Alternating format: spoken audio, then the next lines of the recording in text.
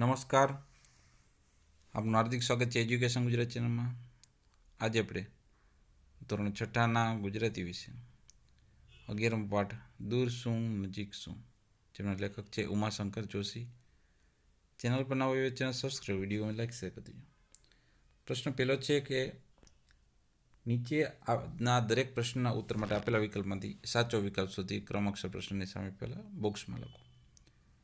પહેલો પ્રશ્ન, અહીં કોને માટે દૂર નજીકનો ભેદ નથી? તો હોળી માટે. બીજો પ્રશ્ન, હોળીએ દરિયે સફર નીકળતા શું છોડવું પડે છે? તો શહેર.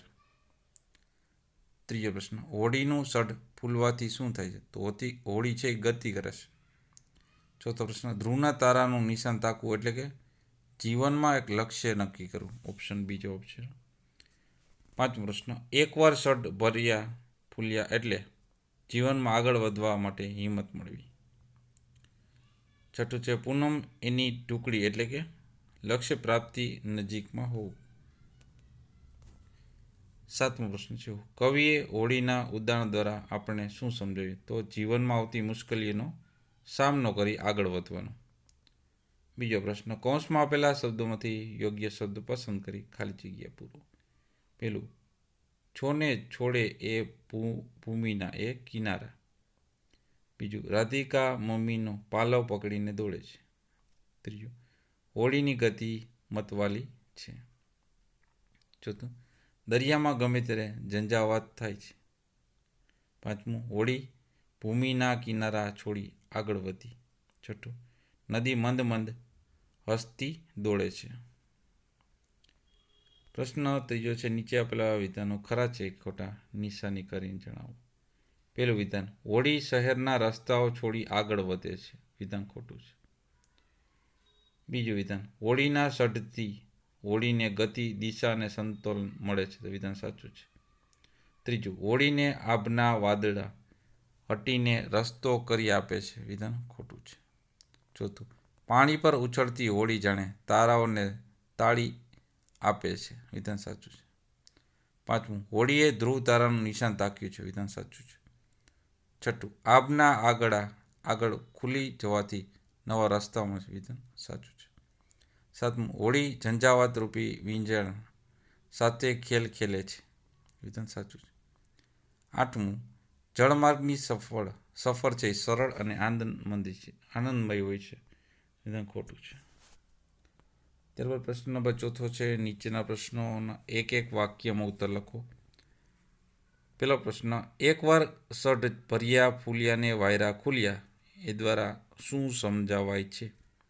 તો એનો જવાબ છે, જેમ સઢ ફૂલવાથી હોળીને ગતિ મળે છે તેમ માનવીને જીવનમાં આગળ વધવાની હિંમત પણ આવે છે.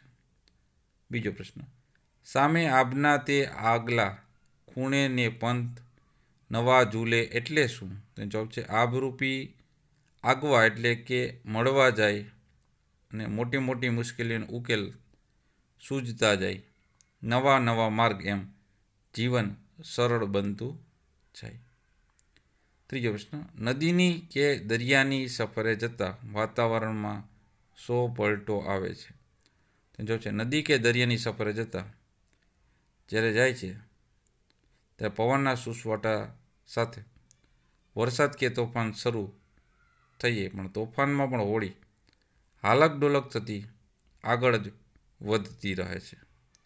ચોથો પ્રશ્ન, કઈ તિથિથી હોળી સફર શરૂ કરે છે અને કેમ? તો જવાબ છે, હોળી શુદ્ધ બીજની તિથિથી સફર શરૂ કરે છે. એમ માન્યતા મુજબ કે શુદ્ધ બીજ શુકનવંતી તિથિ મનાય છે. પ્રશ્ન નંબર 8, નીચે આપેલ કાવ્ય પંક્તિ પૂર્ણ કરો. પેલું છે, કૂદી કૂદી દે તારલા ને તાલી હસંત મતવાલી કે હોળીને દૂર શું નજીક શું, કદી ઝંઝાવને વીંઝણે રમતી તુફાનને ભમતી કે હોળીને દૂર શું નજીક શું. બીજી છે, એ તો સરખા સમોવડાને ભેટે ત્રિકાળને ત્રિભેટે કે હોળીને દૂર શું નજીક શું. આમ બીજ કલા દેખીને ઉપડી પૂનમ એને ઢુકડી હોળીને દૂર શું નજીક શું. પ્રશ્ન નંબર 9. નીચેના પ્રશ્નોના માગ્યા મુજબ ઉત્તર લખો. કાવ્ય પંક્તિના અંતમાં આવતા પ્રાસવાળા શબ્દ લખવાનો છે. તો કિનારાનું મિનારા, ફૂલિયાનું ફૂલિયા, ખુલેનું ઝૂલે, ફરકેનું મરકે, તાલીનું મતવાલી, રમતીનું ભમતી, ભેટેનું ત્રિભેટે, ઉપડીનું ઢુકડી, તાક્યુંનું રાખ્યું થશે. એમાં બીજો પ્રશ્ન છે, નીચેના શબ્દોના વાક્ય પ્રયોગ કરો. કિનારો શબ્દ આવતો હોય તો ગુજરાતનો દરિયા કિનારો લાંબો છે. બીજામાં વાપરવાનો છે મિનારો, તો ઝૂલતા મિનારા સ્થાપત્ય કલાનો નમૂનો છે. ત્રીજામાં છે ઉપયોગ કરવાનો સઢ, તો ખલાસીએ સઢ ખોલ્યો ને વહાણે ગતિ પકડી. ચોથું છે પાલવ, સાડીનો પાલવ ખૂબ સુંદર છે. પાંચમું છે ઝંઝા, તો જળમાર્ગની સફરમાં ઝંઝાનો અનુભવ થાય છે. ત્યારબાદ છે ત્રીજું ત્રિકાળ, તો સહદેવ ત્રિકાળ જ્ઞાની હતો. સાતમું છે ત્રિભેટો, તો કે બધાએ ત્રિભેટે મળવાનું નક્કી કર્યું. ત્રીજો પ્રશ્ન છે, આપેલા શબ્દનો ઉપયોગ કરી કવિતાની રચના કરો. તો અમાસની રાત્રિએ ઓઢી કાળી સાડી, અહીં મઢિયા તારાને નભ પાલવ ચમકતા. ત્યારબાદ છે ચોથો પ્રશ્ન, ઉદાહરણ મુજબ રેખાંકિત શબ્દોવાળા મળી શકે એના પ્રશ્ન બનાવવાના છે આપણે, બરાબર. તો પહેલો પ્રશ્ન બનાવ્યો છે કે આશ્વી કોને લેવા બસ સ્ટેન્ડ પર પહોંચે છે? પ્રશ્નચિહ્ન. બીજું, આશ્વી તેના ભાઈને લેવા કેટલા વાગે રેલવે સ્ટેશન પર પહોંચે છે? પ્રશ્નચિહ્ન. ત્રીજું, કોણ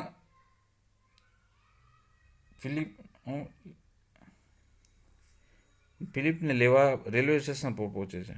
પ્રશ્નચિહ્ન. ચોથું, આશ્વી ફિલિપને લેવા સાંજે 7 વાગે ક્યાં ઝડપથી પહોંચે છે? પ્રશ્નચિહ્ન. પાંચમું, આશ્વી ફિલિપને લેવા કયા પ્લેટફોર્મ પર ઝડપથી પહોંચે છે? છઠ્ઠો પ્રશ્ન, આશ્વી કેમ સાંજે 7 વાગે રેલવે સ્ટેશન પર પહોંચે છે? પ્રશ્નચિહ્ન. સાતમું, આશ્વીના ભાઈનું નામ શું છે? પ્રશ્નચિહ્ન. આઠમું, ફિલિપની બહેનનું નામ શું છે? પ્રશ્નચિહ્ન. ત્યારબાદ પ્રશ્ન પાંચમો છે, વાક્યના અર્થનો સ્પષ્ટ ન થતો હોય એ વિકલ્પ સમય ક્રોસ કરવું છે. તો પહેલામાં તમે જોશો તો એ, બી અને ડીમાં વિકલ્પ સ્પષ્ટ નથી, એટલે એમાં ક્રોસ મારેલા છે. અને બીજામાં એ, બી ને સીમાં ક્રોસ કરેલા છે.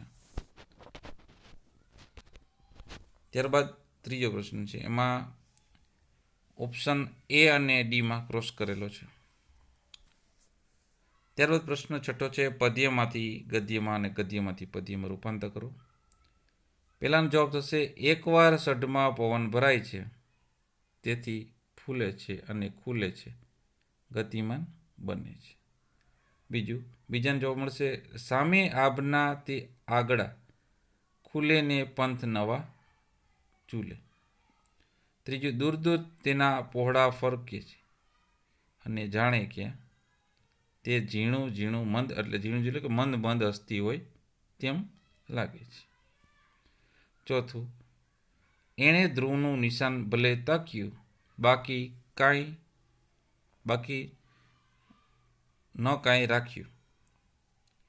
પ્રશ્ન સાતમો છે, ખોટો શબ્દ ચેકી વાક્ય બનાવો. તો એ બે શબ્દ પહેલામાં ચેકી નાખ્યા છે, વાક્ય બન્યું આ રીતના, નરેશે માહિતી ગોઠવીને ચાર્ટ તૈયાર કર્યો. બીજું વાક્ય બનશે, કવિ કલાપીએ અનેક કાવ્યો લખ્યા હતા. ત્રીજું, શિવાની પોતાના મનનો ભાવ બહુ પ્રામાણિક રીતે વ્યક્ત કરે છે. પ્રશ્ન 10મો છે, નીચેના શબ્દોના સમાનાર્થી શબ્દ લખો. પેલું, ભૂમિ એટલે કે જમીન, પૃથ્વી. મતવાલી એટલે ચંચળ અથવા ફાંકડી. વાયરો એટલે હવા કે પવન. કિનારો એટલે કાંડો અથવા તટ. ઝંઝા એટલે કે વિટોળિયો અથવા પવન. આભ એટલે આકાશ અથવા નભ. શહેર એટલે નગર અથવા પૂર.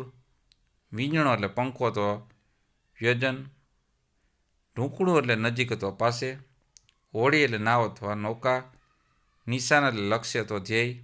સમોવડું એટલે સમાન અથવા સરખું.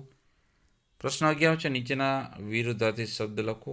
આભનું ભૂમિ, શહેરનું ગામ, ટુકડુંનું આઘું, પૂનમનું અમાસ, નજીકનું દૂર, પહોળાનું સાંકડા, નવાના જૂના, વસ્તીની રડતી, સરખાનું જુદા. પ્રશ્ન 12મો છે, નીચેના શબ્દોની જોડણી સુધારીને લખો. તો આ રીતના લખાય: કિનારો, વીંજણો, ધ્રુવ, ભૂમિ, નજીક, નિશાન, ઝીણું, ઝંઝા અને ઢુકડું. ત્યારબાદ પ્રશ્ન નંબર છે 13મો. નીચેના શબ્દને શબ્દકોશના ક્રમમાં ગોઠવો. તો પહેલામાં આપણે ગોઠવશું. પહેલાં આવશે શહેર, પછી સઢ, સમોવડા, સરખા ને સામે.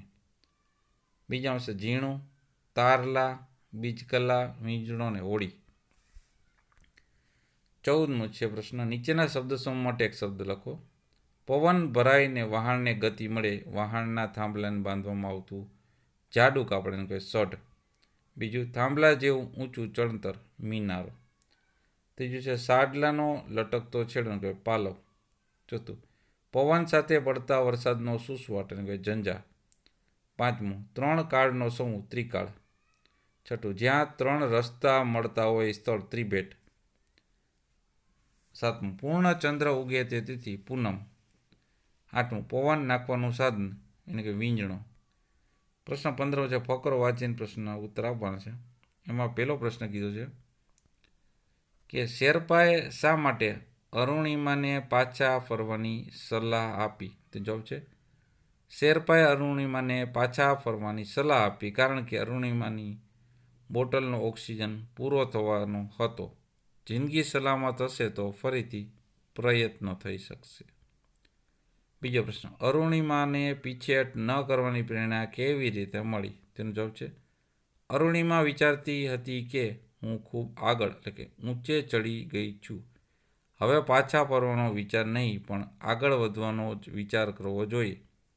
વળી આ પડે તેને પોતાની મા અને બચેન્દ્રીપાલની સલાહ યાદ આવી કે જ્યારે પણ તમે એકલા રહી જાઓ છો ત્યારે નિર્ણય જાતે જ લેવાનો હોય છે અને તેણે આગળ વધવાનો નિર્ણય કર્યો. ત્રીજો પ્રશ્ન, અરુણિમાએ આપણને શો સંદેશ આપ્યો? તેનો જવાબ છે અરુણિમાએ આપણને સંદેશો આપ્યો એક વિકલાંગ, એક મધ્યમ વર્ગીય છોકરી ધારે તો શું ન કરી શકે? પ્રશ્નચિહ્ન. માણસ ખરેખર વિકલાંગ ત્યારે જ બને છે જ્યારે તે હાર કબૂલી લે છે, પ્રયત્ન છોડી દે છે. માનવ શરીરથી નહીં, મનથી જ વિકલાંગ બને છે. એના પર વિજય મેળવવાનો હોય છે. ચોથો પ્રશ્ન, જીવનું જોખમ લેવાનો નિર્ણય અરુણિમા માટે કઈ રીતે આશીર્વાદરૂપ બન્યો? તો જવાબ છે જીવનનું જોખમ લેવાનો નિર્ણય અરુણિમા માટે એક પ્રકારે આશીર્વાદરૂપ નીવડ્યો. તે એવરેસ્ટ ટોચ પર પહોંચી ગઈ હતી. તેને વિકલાંગ હોવા છતાં અશક્ય મંજિલ પર પહોંચી મોટી સિદ્ધિ પ્રાપ્ત કરી હતી. 5મો પ્રશ્ન, અરુણિમાના મતે માણસ વિકલાંગ ક્યારે કહેવાય? તેનો જવાબ છે માણસના જીવનમાં અનેક પ્રકારની મુશ્કેલીઓ આવતી જતી રહે છે પણ એ કસોટીમાં જ હિંમત હારીને એ નિરાશ થઈને પીછેહટ કરે છે, હાર કબૂલી લે છે. અરુણિમાના મતે એ વિકલાંગ છે. માનવ શરીરથી નહીં પણ મનથી વિકલાંગ બને છે. તો આપણે આ પાઠના સ્વાધ્યાય સંપૂર્ણ સોલ્યુશન જોતા રહો એજ્યુકેશન ગુજરાત ચેનલ શીખતા રહો. થેન્ક યુ, આભાર.